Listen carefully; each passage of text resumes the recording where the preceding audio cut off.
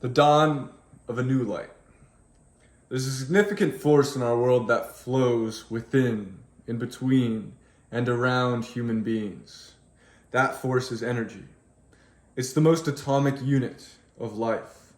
Harnessing energy gives us the power to do anything. Depletion of energy paralyzes us. It's the essence that gave us the dream to voyage the earth and eventually the cosmos. I want you to think of a time when you felt fulfillment. Who and what was in your environment? How were you investing your time? Close your eyes and reflect on this period of life. Take your time and pause the video if you need. Once you've embodied this feeling, please return. During that time, you experienced what I like to refer to as harmony. Your life was just working. If you think of the circumstances, I can almost certainly bet two things were true. First, your environment was conducive for you to act. Second, your actions were in alignment with your beliefs. This symphonous loop gave you the willpower to be the conductor of your life.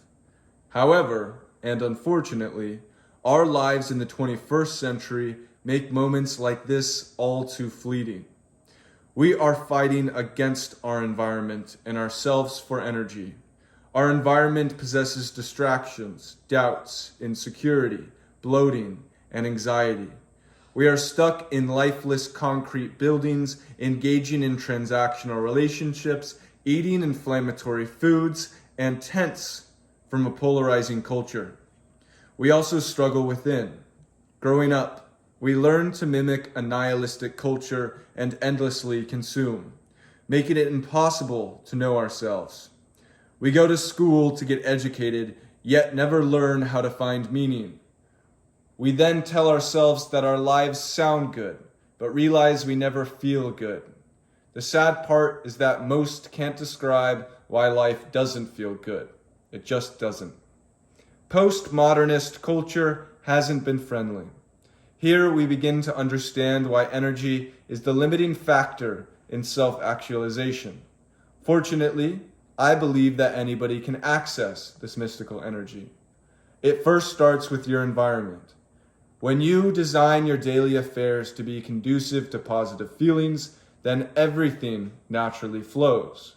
Conversely, a buildup of tension in your environment will yield strain in your worldly pursuits. Luckily, there are objective elements that can increase our energy levels.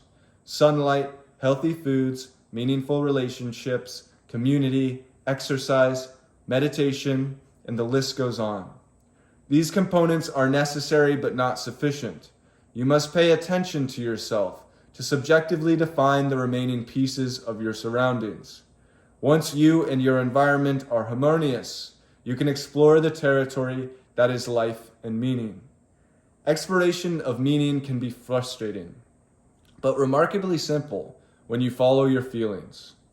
When you are on a wavelength of enjoyment, pay attention and combine other congruous activities into a creative solution that becomes most of your time. It will certainly be a journey of ups and downs, but it will feel like a constructive path towards meaningful self-mastery, instead of a destructive one towards indifference. The fulfillment of your life rests in the hands of this. While we can't take steps above today, the significant resistance from our environment doesn't make it easy. I dream of a world where our environment naturally connects us to this energy. The design of life becomes facilitative to finding meaning alongside others, united in our individual journeys to living a worthwhile life. The universe is beautifully ripe with meaning for us to latch onto.